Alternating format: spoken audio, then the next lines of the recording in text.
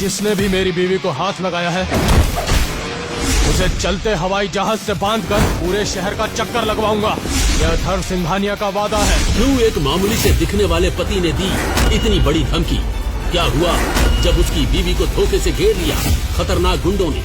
क्या अकेले दे पाएगा वो बंदूकबाज गुंडों को मार, या होने वाली है किसी नई मुसीबत की शुरुआत? जानने के लिए बने रहिए हमारे साथ। पकड़ो उसे, भागने न पाए। रुक नैना, तुम्हें मेरी बात सुननी ही होगी। अग्रवाल खानदान की बेटी नैना, जो एक बिजनेस प्रोजेक्ट के चलते अपने कुछ इन्वेस्टर से मिलने पहुंची थी, उन लोगों ने अपना वो रेस्टोरेंट पहले से फुल बुक कर लिया था और सिन्हा कॉरपोरेशन का इकलौता वारिस मयंक, जो नैना को बहुत पसंद करता था, उसे प्रपोज करने की कोशिश कर रहा था, पर नैना को उसमें कोई इंटरेस्ट नहीं था। नैना भागने की कोशिश करते हुए बोली, अगर मेरे घर वालों को पता चला ना तो तुम्हारी वो हालत होगी जो तुम सोच नहीं सकते। एक शादीशुदा लड़की को प्रपोज करते हुए तुम्हें शर्म नहीं आती? नैना की ये बात सुनकर वो लोग जोर जोर से हंसते हुए बोले, किसकी औकात है जो सिन्हा कॉर्पोरेशन के इकलौते वारिस से टक्कर लेगा? तेरे बाप की कंपनी मेरे पैसों पर चल रही है। अरे मयंक, तू इसके पति को भूल गया क्या? कहीं उसी की धमकी तो नहीं दे रही है हमें? पति? अरे खाक का पति। नैना मेरी बात मान लो, तुम्हें रानी बनाकर रखूंगा। जरा सोचो, तुम्हारा पति कभी वो स्टेटस हासिल नहीं कर पाएगा जो मेरे पास है। मैं तो कहता हूँ मयंक, इसकी उंगली में अपने नाम की अंगूठी पहना दो, यही हमारी भाभी बननी चाहिए। मयंक के एक साथी ने नैना को पीछे से पकड़ लिया था और मयंक अपने नाम की अंगूठी लेकर उसके करीब बढ़ रहा था। तभी नैना ने गुस्से से खुद को छुड़ाया और एक जोरदार धक्का मयंक को मारा, जिससे वो बहुत दूर जाकर गिरा। मयंक गुस्से से खड़ा हुआ और मौके का फायदा उठाकर नैना वहाँ से भाग निकली। देखता हूँ कब तक भागेगी। अपने उस पति को डिवोर्स देकर मेरे पास आना ही पड़ेगा, याद रखना। ये शब्द नैना के कान में पड़ रहे थे। उसका दिल जैसे दहल चुका था। वो अपनी पूरी रफ्तार से रेस्टोरेंट से बाहर निकली और अपनी कार में बैठी और कुछ ही देर में गाड़ी अग्रवाल मैंशन में थी। नैना जैसे ही वहाँ पहुंची, उसका पति अथर्व उससे दरवाजे पर ही टकरा गया। वो बहुत प्यार से उससे बोला, अरे नैना, क्या हुआ? इतनी हड़बड़ी में क्यों जा रही हो? सब ठीक तो है ना? तुम अपने काम से काम रखो, मेरे मामले में खुद देख लूंगी। दरअसल नैना की शादी अथर्व से एक मजबूरी के चलते हुई थी। शादी के बाद अथर्व उसी के मैंशन में नौकरों के काम करता और एक निकम्मे घर जमाई की जिंदगी बिता रहा था। घर में हर कोई उसे हर बात पर ताने मारता और अपने काम कराता, लेकिन अथर्व सब कुछ मुस्कुरा कर सुन लेता, क्योंकि वो अपनी पत्नी नैना से बहुत प्यार करता था। नैना से इस तरह झिड़क देने से भी वो नहीं रुका और नैना का हाथ पकड़ते हुए प्यार से पूछता है, नैना, मैंने इसलिए पूछा क्योंकि आज तुम्हारी कजन की शादी है ना? सब रेडी हो चुके हैं और तुम्हारा इंतजार हो रहा था। तुम्हें इतना लेट कैसे हो गया? मैं तुम्हें कुछ बताना जरूरी नहीं समझती। नैना की आंखों और आवाज में दर्द छुपा हुआ था, जो अथर्व ने महसूस किया। लेकिन इतने में ही नैना की छोटी बहन शनाया वहाँ पहुँच गई और बोली, जीजा जी, अभी तक आपने गाड़ी नहीं निकाली। एक काम ढंग से होगा कभी या नहीं? अगर हम तानिया की शादी में लेट हुए ना तो मम्मी आपको बाहर का रास्ता दिखा देंगी। इतने में ही नैना बिना कुछ कहे वहाँ से अपने कमरे में चली गई। बंद कमरे में नैना के साथ उसके पेरेंट्स थे और धीमे से बातें हो रही थी, उसकी माँ गुस्सा करते हुए। तुमको क्या जरूरत थी नैना ऐसे रेस्टोरेंट में मयंक से अकेले मिलने की? अरे अपने ऑफिस में मीटिंग रखनी चाहिए ना। उससे क्या होता मम्मी? उन दरिंदों की नीयत बदल जाती क्या? आज अगर मैं बचकर नहीं निकल पाती ना तो पता नहीं मेरे साथ क्या हो जाता। वही नैना की माँ गुस्से में, ये सब जो हुआ है ना, इसमें सारी गलती उन लोगों की ही नहीं बल्कि तेरी गलती है, जो तूने इस निकम्मे कमजोर आदमी से शादी की है। ये सब तेरे उस गरीब पति की वजह से हो रहा है। मम्मी बस करो, हर बात पे उस पर इल्जाम लगाना बंद करो। वही नैना के पिता बोले, तेरी मम्मी सही बोल रही है। अगर तूने किसी बड़े रिच बिजनेसमैन से शादी की होती तो किसी की नजर तेरी तरफ नहीं उठती। पापा, ये शादी किन हालातों में हुई है आप जानते हैं ना? और मुझे ये समझ नहीं आ रहा कि आप मिस्टर सिन्हा के बेटे के लिए कुछ क्यों नहीं बोलते? अरे शादी हुई तो हुई, लेकिन तोड़ी भी जा सकती है ना। मैंने कितना समझाया कि डिवोर्स दे दे उसे, लेकिन नहीं, ये उसी का नतीजा है आज। किसी को तेरे पति से डर नहीं लगता। हाँ बेटा, तू अथर्व को डिवोर्स दे दे।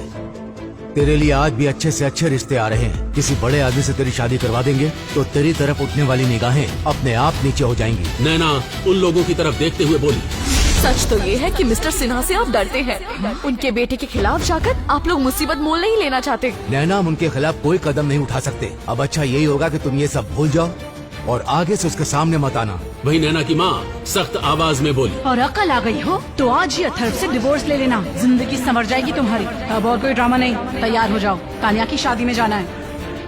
मैं नहीं जाऊंगी, मेरा बिल्कुल मन नहीं है। नैना, वहाँ बहुत सारे इन्वेस्टर्स आएंगे, कनेक्शन बनाना आसान होगा, तुम्हें चलना ही होगा। हमारी कंपनी का चेहरा हो तुम। इतना कहकर नैना के पेरेंट्स वहाँ से चले गए। अपने आंसू को पोंछती हुई नैना बार बार रेस्टोरेंट के मंजर को याद कर रही थी। ये सोचकर उसका दिल दहल गया था कि अगर वो वहाँ से खुद को नहीं छुड़ाती तो आज न जाने उसके साथ क्या हो जाता। उसके दर्द पर मलहम न लग सका, इसलिए उसने मेकअप का सहारा लिया। तैयार होकर वो नीचे आ गई। नैना सीढ़ियों पर खोई हुई सी चल रही थी कि उसका पैर लड़खड़ाया, लेकिन उससे पहले वो गिरती, दो मजबूत हाथों ने उसे कसकर पकड़ लिया। नैना, तुम ठीक तो हो? अभी गिर जाती ना। ध्यान कहाँ है तुम्हारा? अथर्व ने चिंता करते हुए उससे पूछा तो नैना कुछ न कह सकी। मैं जानता हूँ हमारी शादी में शादी जैसा कुछ नहीं है, लेकिन मैं तुम्हें तकलीफ में नहीं देख सकता। अगर कोई बात है जो तुम मुझे बताना चाहती हो तो प्लीज, मैं सुनूंगा, लेकिन तुम्हें परेशान देखकर मेरे दिल के टुकड़े हो रहे हैं। वो अथर्व आज मेरे साथ। नैना इससे पहले अथर्व को कुछ बता पाती, नैना की माँ आवाज लगाते हुए, ये क्या हो रहा है? अथर्व, तेरी हिम्मत कैसे हुई मेरी बेटी को छूने की? भूल मत, इस घर में तू क्या जगह रखता है। अब गाड़ी क्या तेरा बाप ड्राइव करेगा? जल्दी कर, वैसे ही लेट हो गए हम। अथर्व तेज कदमों से गाड़ी निकालने के लिए बाहर चला गया। वैसे तो उसे हमेशा ही घर के अंदर एक सर्वेंट की तरह और घर के बाहर एक ड्राइवर की तरह ट्रीट किया जाता, लेकिन आज उसके साथ ऐसे बिहेवियर से नैना के दिल में एक टीस सी उठी। अथर्व की आज की बातों के बाद नैना के दिल में अथर्व के लिए एक सॉफ्ट कॉर्नर जग चुका था। वो खुद से बोली, मेरा पति होते हुए भी आज तक अथर्व ने मुझ पर हक जताने का सोचा तक नहीं। लाख ताने सुनता रहा पर मेरी रिस्पेक्ट करता रहा। मैंने कभी अपने पति को समझा ही नहीं। दरअसल नैना और अथर्व रहते तो एक ही कमरे में थे, लेकिन आज तक अथर्व नैना के बिस्तर पर बैठा तक नहीं था। वो बिना कुछ कहे चुपचाप 3 साल से अपना बिस्तर नीचे लगाकर सोता और हर सुबह नैना के उठने से पहले रूम से बाहर निकल जाता। ये सब रियलाइज कर नैना के चेहरे पर एक मुस्कुराहट आ गई। उसके बाद वो सभी लोग नैना की कजिन की एंगेजमेंट में पहुंच गए। नैना की माँ बोली, क्या शानदार पार्टी है। तान्या के तो भाग्य खुल गए। क्या अमीर ससुराल मिला है। अरे ये तो कुछ नहीं है, अपने ससुर को फरारी गिफ्ट किया दामाद ने। पता नहीं हमने ही क्या बुरे कर्म किए थे जो ये निकम्मा पल्ले पड़ गया। पापा, अपने हाथों से मेरा गला घोट देना, लेकिन ऐसे गरीब मिडिल क्लास से मेरी शादी मत करवाना। दीदी की ही हिम्मत है जो इसके साथ यहाँ तक आ गई। मुझे तो इन्हें अपना जीजा मानते हुए भी शर्म आती है। शनाया, तुम्हें पार्टी पे ध्यान देना चाहिए, और अगर तुम्हें अमीर बनने का इतना ही शौक है तो बिजनेस पे ध्यान दो। अपने दम पे कुछ कर दिखाओ। ये गोल्ड डिगर लड़कियों की तरह बिहेव करना बंद करो। ये सुन नैना के परिवार ने मुंह बनाया और सब उसे छोड़कर वहाँ से चले गए। जब नैना ने अथर्व की साइड ली तो जैसे आज तो उसका दिन बन गया। आज नैना ने उसकी तरफ से कुछ बोला, यही अथर्व के लिए खुशी की बात थी। उतने में ही उसने महसूस किया कि नैना ने अचानक अथर्व का हाथ कसकर पकड़ लिया था। नैना का कांपता हाथ महसूस कर अथर्व ने उसकी तरफ नजर उठाकर देखा तो उसका डर से कांपता चेहरा देखकर हैरान हो गया। क्या हुआ? तुम कांप क्यों रही हो? सब ठीक तो है ना? वो अथर्व, वो सामने वो लोग। जब अथर्व ने सामने देखा तो मयंक अपने दोस्तों के साथ खड़ा था और नैना को घूरते हुए उसकी तरफ आकर बोला, वाह मिस नैना, क्या लग रही हैं आप। मिसेज अथर्व नैना नाम है उसका। अबे ओ कबाब में हड्डी, चल निकल यहाँ से। नैना मुझे अच्छे से जानती है। आज ही तो मिले थे, लेकिन कुछ हिसाब किताब बाकी रह गया था। क्यों नैना जी? मयंक ने वो धक्का याद करते हुए कहा। नैना वैसे तो एक मजबूत लड़की थी, लेकिन जब उसके परिवार तक ने उसका साथ नहीं दिया तो अब वो डर चुकी थी। इसलिए वो वहाँ से तेज कदमों से दूर चली गई और कोने में पहुंचकर गहरी सांसें लेने लगी। अथर्व कुछ मामला समझ गया था। वो नैना के पास पहुंचा तो नैना ने बिना कुछ कहे उसे गले से लगा लिया। मुझे यहाँ से ले चलो अथर्व, मुझे यहाँ नहीं रहना, प्लीज ले चलो, मुझे घर जाना है। आज 3 सालों में पहली बार अथर्व ने नैना को रोते हुए देखा था। नैना के आंसू जब उसके कंधे पर महसूस हुए तो मानो अथर्व की तीसरी आंख खुल गई। उसने अपने गुस्से को काबू करते हुए नैना के गालों को प्यार से अपनी हथेली पर भर लिया और उसके मोती जैसे आंसुओं को पोंछते हुए बोला, नैना, अगर सच में तुम मुझे कुछ मानती हो ना तो प्लीज मुझे बताओ क्या हुआ है। बस एक बार, तुम्हें मेरी कसम, इस रिश्ते की कसम। नैना ने अथर्व की आंखों में देखा तो आज उसे एक अलग ही चिंगारी उसकी आंखों में दिखी, जैसे उसके सामने खड़ा शख्स उसके लिए पूरी दुनिया से लड़ सकता था। नैना को ऐसा लगा कि अगर अथर्व उसके साथ है तो उसे कुछ नहीं हो सकता। उसने रोते हुए पूरी बात अथर्व को बता दी, जो कुछ उसके साथ रेस्टोरेंट में हुआ था। वो बहुत पावरफुल है अथर्व, हम उसका कुछ नहीं कर सकते। चलो यहाँ से चलते हैं। नैना, तुम यहीं रहो प्लीज। मैं हूं ना, तुम यहाँ से हिलना मत।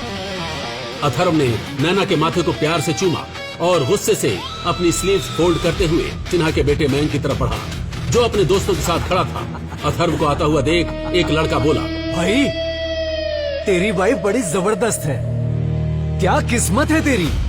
माँ कसम, जब से देखा है ना नैना को, सो नहीं पाया हूँ।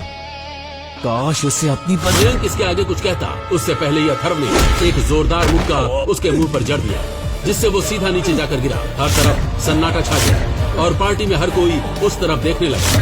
अथर्व मयंक को पकड़ते हुए चीखा, उसे रुलाना नहीं चाहिए था, उसे नहीं रुलाना चाहिए था। ओ पागल है क्या? जानता है तूने किस पे हाथ उठाया है? मयंक के दोस्तों ने अथर्व को हर तरफ से पकड़ लिया और नीचे पड़ा हुआ मयंक उठकर चिल्लाया, मारो साले को कुत्ते की तरह।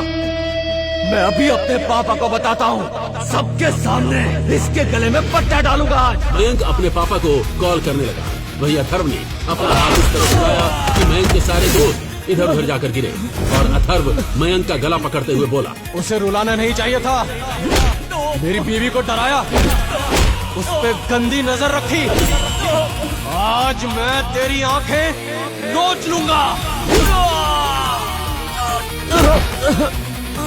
ये सब देखकर तो नैना और उसके परिवार की आंखें फटी की फटी रह गई। शनाया अपनी माँ से, मम्मी, जीजा जी इतने पावरफुल और गुस्से वाले होंगे, ये तो मैंने सोचा तक नहीं था। मुझे लगा पूरे दिन काम करते हैं, इसीलिए इतनी बॉडी बन गई है। अरे चुप कर, ये हमें कंगाल करके छोड़ेगा। सिन्हा साहब हमारा दिवाला निकाल देंगे अगर उनके बेटे को कुछ भी हुआ तो। वहीं अथर्व ने मयंक का गिरेबान पकड़ लिया था।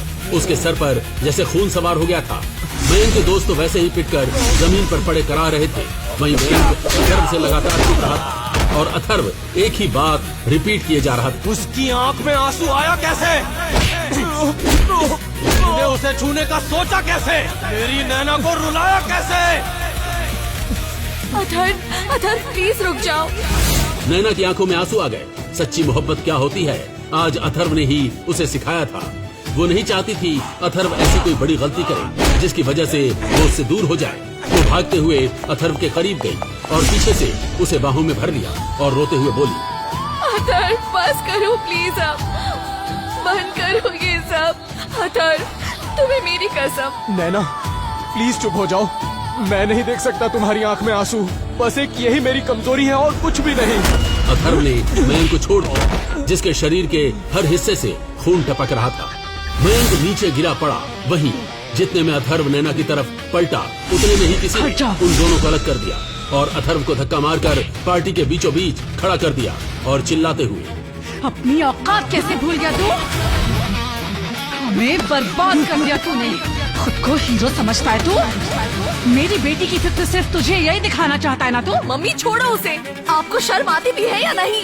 नैना ने अपनी माँ को धक्का मारते हुए कहा। वहीं उसके पिता भी उधर आकर, शर्म तो तुझे पैदा करके आ रही है। हमें तेरे निकम्मे पति ने हमें बर्बादी तक पहुंचा दिया है। मिस्टर सिन्हा, हमें छोड़ेंगे नहीं। नहीं, अब हमारा इस लड़की से कोई रिश्ता नहीं है। हम अभी इसी वक्त अग्रवाल खानदान से नैना और उसके पति को अलग करते हैं। नैना का पूरा परिवार मिस्टर सिन्हा से डरा हुआ था। वो लोग पहले ही नैना से रिश्ता तोड़कर इस मुसीबत से अपना हाथ पीछे खींच लेना चाहते थे। नैना को कोई कुछ नहीं बोलेगा। जो कुछ भी किया है वो मैंने किया है, अपनी मर्जी से किया है। उसका इन सबसे कोई लेना देना नहीं है।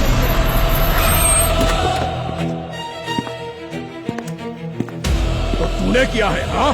तो अब मरने के लिए भी तैयार हो जा। ये सुनकर उन सभी लोगों ने पलट कर देखा तो मिस्टर सिन्हा अपने 500 बॉडीगार्ड्स के साथ वहाँ अपने हाथ में गन लिए खड़े थे।